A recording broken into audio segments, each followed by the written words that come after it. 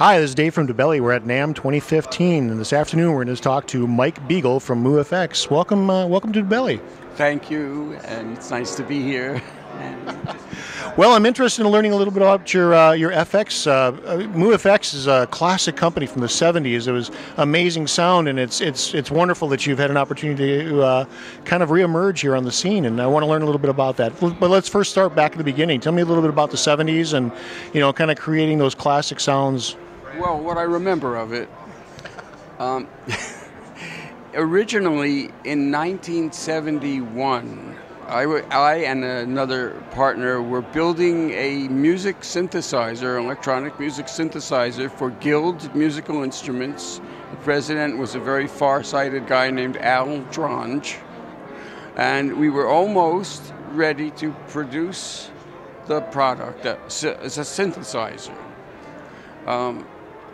Only a few weeks before we were going to be ready to go, the president, who had a nice two-engine Cessna, unfortunately crashed it into the sea and died from it.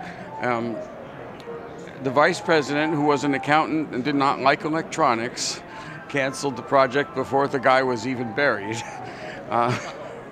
So I and a guy who made the electronic music amplifiers for Guild, named Aaron Newman, Aaron-Newman, we decided we both were kind of out of work and we had to do something. So we looked at the synthesizer that we had produced, which had many kinds of features. It was an innovative kind of synthesizer anyway. And we tried sub-combinations like the ring modulator or this or that. But as we looked at it most closely, we said the thing that makes it sound most like a synthesizer is the envelope on the filter. And we happen to have an envelope follower, not an envelope generator. There was an envelope generator in the synthesizer, but we chose to use the envelope follower that was an attachment to the separate box called the timbre generator, which had a bank of 4 filters.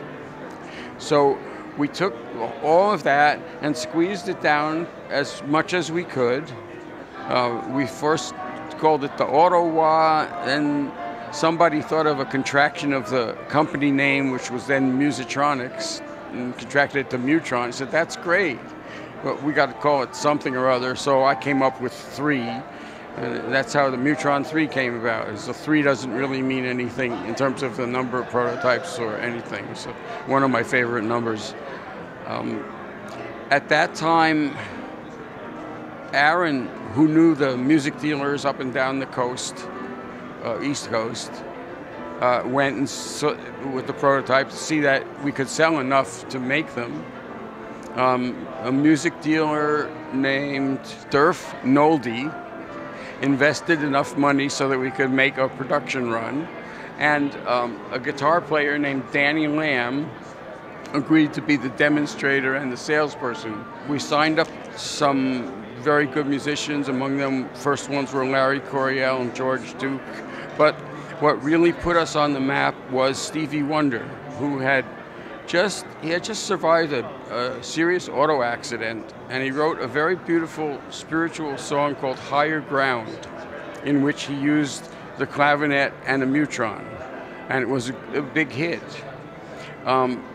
So we invited him to come visit us and talk with us and stuff like that. Ended up, he provided us for free a beautiful poster of him holding a Mutron and saying, listen to Higher Ground. And that one poster is what put us on the map and enabled us to really get a start as a company, which is interesting because of the saying that what comes around goes around, because just a few minutes ago when you were here, Stevie Wonder and I, who have both aged a little bit in the last 40 years, shook hands with each other, and he was playing the clavinet on the new MuFX Tron in our booth, and it was like a defining moment in my life that such a long circle had come together.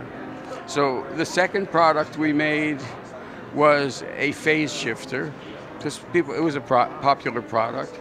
It was a nice product, but I wasn't satisfied with it because it distorted at higher sounds. Then we made, it was actually Newman's idea, made this big double phase shifter that could be set at different rates or could go sweep against itself, called the biphase. And that was it was a beautiful product. There was one trouble with it though, and it sounded too good and not good enough. And for that, we needed help. And the help we had was Bob Moog, who was Aaron Newman's friend for many years. And he came to Musitronics to help us figure out why this completely perfect phase shifter didn't give a good sound effect like the other one. And after some days of tweaking oscilloscopes and looking at things, we realized that the distortion was part of the defining feature of the phase shifter. And I didn't want distortion in that box. So what we ended up figuring out was to put what's called feedback loop around the phase shift stages and be able to emphasize the peaks and valleys in the phase shifter without introducing distortion. So that's what gave the biphase its unique sound. But it turns out that Jerry Garcia was also one of our defining people. His mode of music, his use of the Mutron and his use of the octave divider was something that years later created the value on the used instrument market for these vintage things. People wanted to sound exactly like Jerry, so they bought Mutrons, they bought octave dividers. Musitronics went through many different stages. First, we're building the best things that we could make with Mutron 3, the phaser, the biphase, the next phaser, a volume wah pedal, a octave divider, and a flanger with a pedal, and a tiny Mutron that used the same stuff that we used in the first phaser that we didn't like the distortion on, but some people love that sound. It's amazing that whatever kind of sound something makes, people will find a way to extract it into their music. If certain people will find that sound is just what they need. Musitronics grew until 1976 or 97. One day, two guys walked into the company, Kevin Godley and Lal Cream from 10cc, the band 10cc. And they had with them a prototype of something they called the Gizmo. It mounted on the body of a guitar, and you could push buttons, and it had little wheels that rotated and connected and contacted the strings. And when Lal Cream played it, it sounded like a violin section. So we were completely enamored of it. The whole board of directors loved it. And we decided to go and make it for them. And of course, I, as the engineer, was tasked with the job of making it happen. To abbreviate the story, after 2 years of very frustrating work, I had to tell the board of directors that I didn't think the product could be made by our company with the present amount of money and the present technology that we had, and it was just going to be a complete disaster. Board of directors, I also had a recommendation that we could go into digital audio processing, which I had a very good professor who taught me about that. His name was Barry Blesser. I also learned acoustics from Dr. Bose, from Bose speakers. So I knew what I was talking about pretty much. I had a good view for the future, I think. So I tried to sell that idea instead of the Gizmo project to the 12-member board of directors. Sometimes that happens. So it got voted down, and what ended up happening was Musitronics was sold for practically nothing to ARP Instruments, which was 1 year away from going bankrupt. We never saw a nickel from Musitronics. Although luckily there was a contract which agreed that the intellectual property reverted back to the company if they went broke. And then I just happened to be looking at the cost of the old Mutron relics on eBay, and I was astounded.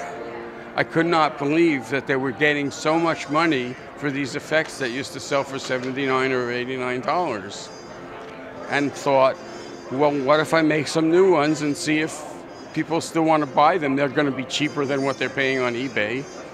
And started, I think I delivered the first Trutron, which we had to call it, Trutron by MuFX, in 2014.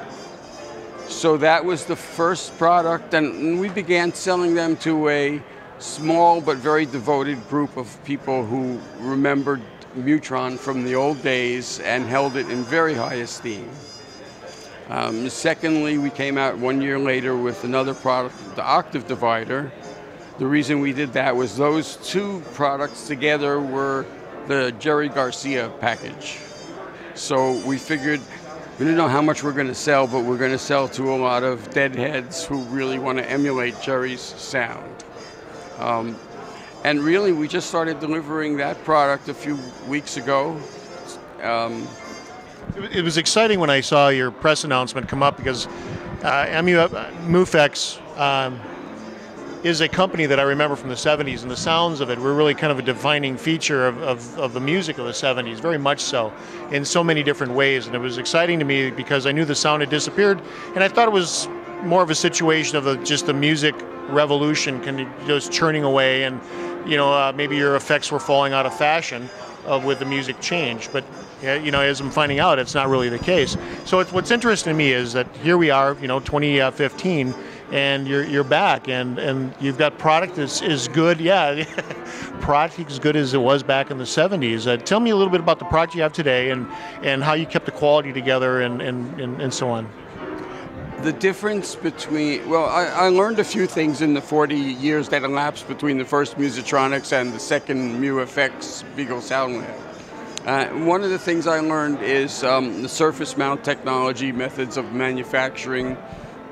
So what I decided to do was to use that technology, because the parts were so much better, so much smaller, and once they're made, they work for a very long time. To the question about whether it went out of style or just wasn't supplied or went back into style or even is in style is very hard to answer. I think that music is a very fashion-oriented business, and many kinds of sounds and structures of music go in and out of style. And it's quite possible that that Mutron sound or the other sounds, or the biphase sound, or the flanger sound, went back. But there were many companies making these kinds of effects all through the years. After Musitronics closed, there were people making envelope-controlled filters and phasers and flangers, and so it was not a question of a lack of supply. This is that we didn't supply any. Well, I think a testament to that, though, is as we saw a few minutes ago, Stevie Wonder walking in your booth. 40 years later, he's back and he's interested in your product. And that's quite a statement. It really is. It was a very strange thing with Stevie Wonder. I was very hesitant, but I did contact. It's no way to find Stevie Wonder's phone number, but I somehow found a way to contact his organization, and somebody contacted me back. I said, I'd really love to make a new Mutron for Stevie that he can work. And so the guy told me how to make the controls so that he could field them better and use a toggle switch instead of a push foot switch. And from what I understand, when Stevie received it, he smiled a lot. This is a secondhand quotation from the guy who told me this. And so ever since then, one more of them for Stevie.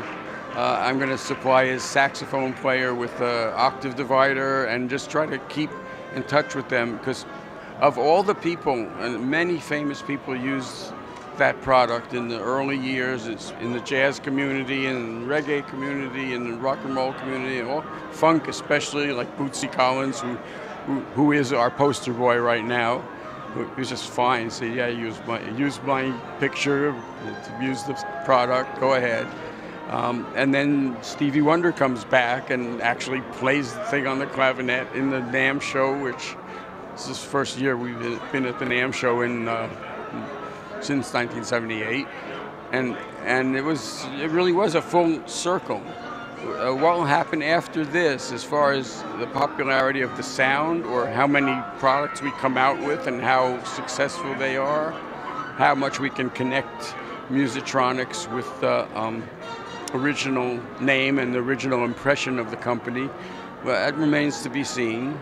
Now, currently you've got, I believe, 2 or maybe 3 pedals out, and I'm interested in the pedals that you have, particularly what you're doing, and then, of course, any new product line in the pipeline that's coming in the future.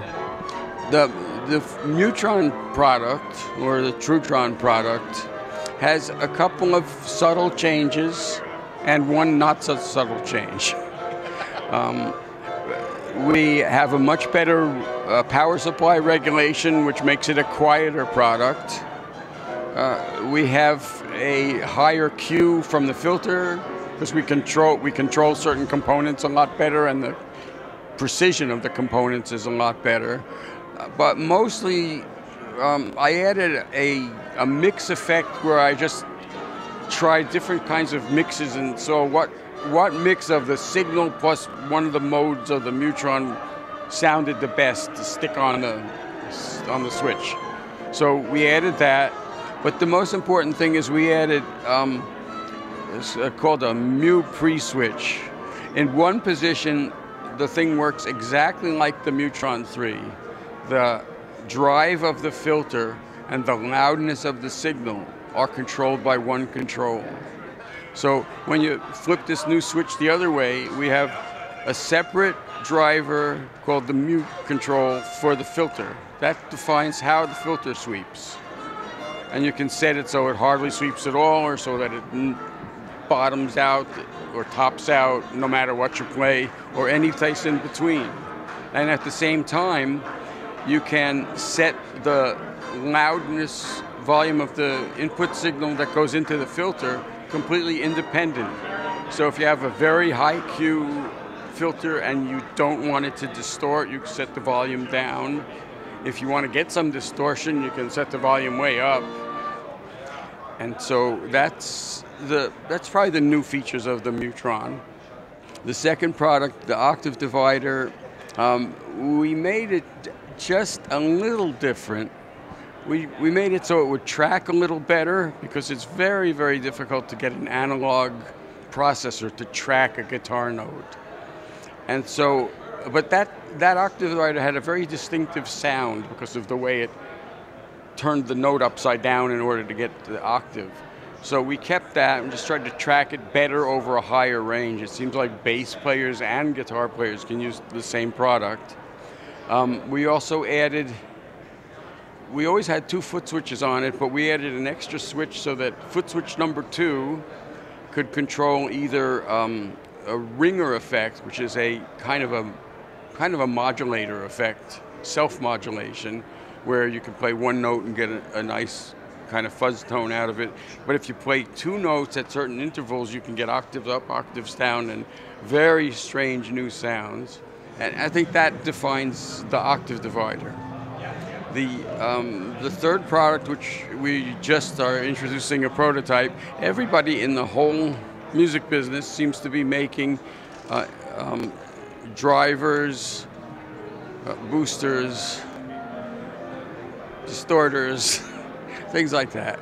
We never made one because I never liked distortion. That's why Musitron never had a distortion box, because I was in my hi-fi days. I was approached by somebody who actually had worked for a long time on a distortion box. He had 2 products, and he wanted me to just use them. as long as I put his name on it as a designer. So I said, okay, license from. And what we did was, instead of just making his product, we put both products together in one box. And we ran it so that one product could feed the other, or the other product could feed the first, or they could be independent. And so it ended up being a really nice sounding effect. People seem to like it. We're a couple of months away from being able to deliver it. So that's where we are with the present products. In the future products, first I want to fill out the whole rest of the Mutron product line. After that happens, assuming it all happens, I have a lot of different ideas that incorporate digital effects, which is a very heavily competitive field, and that will just, I guess what we want to do as a company is that whatever we put out is at the high end of the spectrum.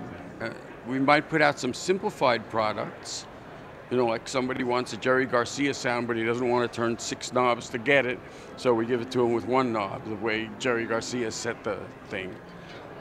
But other than that, we don't want to save money on the circuits. We don't want to save money on the build. We just want to make the best, as with the original. We want to make the best stuff we can, like little works of art. And I hope that we can support ourselves as a company by finding the people who are of that kind of a state of mind, that want that kind of a product. Right now we don't even sell through dealers because we don't have the profit margin in the profit to even split it with the dealers. And that is exactly where I was going. Where can we find your product? I guess it's solely online on your website then. We sell them online in our website, which is www.mu-fx.com. We also have a little store on eBay. We also have a little store on Amazon, and people from foreign countries generally can save on the shipping costs, which are horrendous, by buying it off of those stores. I don't know if I want to go. I'm familiar with producing products in Asia because that's what we did with the radio frequency ID systems, but I'm not sure. It's very nice to be able to have a factory a half hour away so you can perfect the product and make sure that it's exactly what you want and it's made exactly right. And then perhaps, I don't know how people feel about having something made in America. I think made in America is an important thing. I mean, it tends to be expensive, I think, from most perspectives. But again, when you're talking about having to ship things overseas, there's duties and everything else. Yeah, it gets expensive there too. Yeah, I think it's a very tricky thing because a lot of people say made in America, which means they put the 2 screws on the top of the case after they got everything else from Taiwan. To not name a couple of companies I know, and actually it's almost prohibitive to make something in the USA. So I think I definitely am making them all in the USA. As a matter of fact, I made 40 octave dividers at my house after the company had populated the surface mount boards because we were a little late delivering. It was fun. You learn about how the person who has to put the thing together has to work. And so I think that we'll continue to make things in the USA until they are as perfect as we can get them. And then I will have to consider making things at least partially offshore if I ever hope to sell to US dealers and also to help with foreign sales. And as far as distributors, we would have to really knock down the price to be able to afford 2 sets of markups.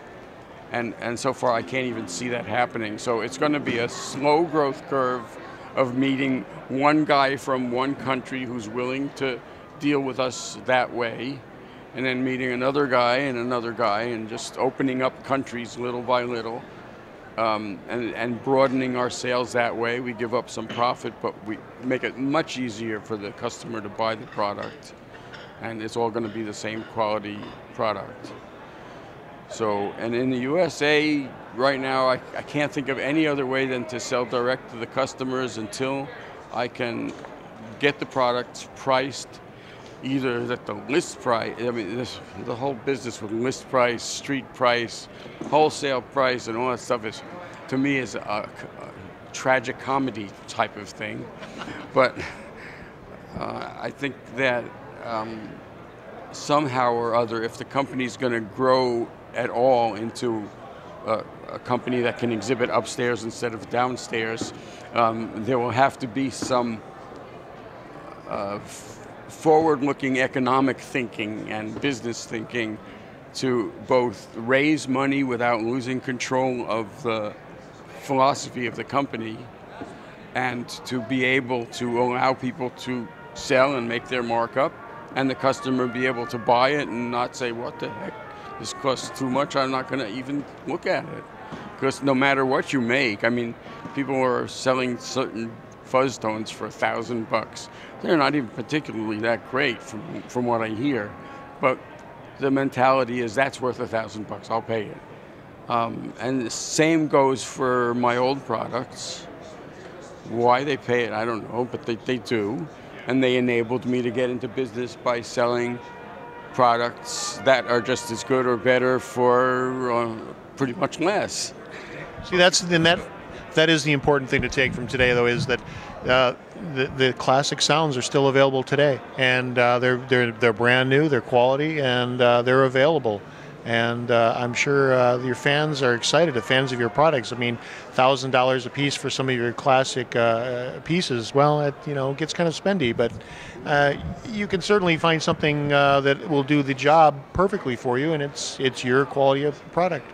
Right. I am very grateful for the group of people who respect what I have tried to do in terms of product design, and still remember it, and still will buy it, and still will buy a new version of it.